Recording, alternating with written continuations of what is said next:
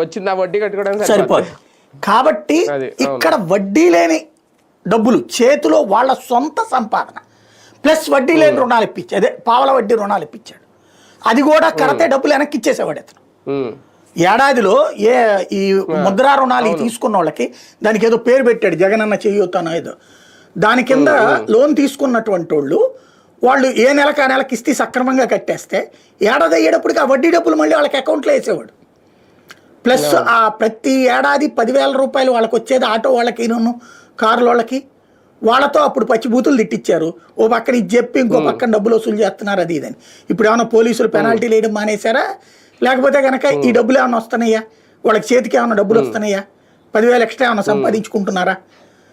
Activity అనేటటువంటిది రన్నింగ్లో ఉండాలి. ఎందుకు నరేంద్ర మోడీ 5 కిలోల బియ్యం ఫ్రీగా ఇస్తున్నాడు? ఆయన కూడా సంపద సృష్టి అని చెప్పి దాచిపెట్టచ్చుగా డబ్బులు, దాన్ని మిగిల్చేస్తే సంపద సృష్టే కదా అది. కానీ ఈ డబ్బులతో అది ఖర్చు పెట్టడం వల్ల పేదవాడికి పెట్టే ఖర్చు సమాజంలోనే ఉంటుంది.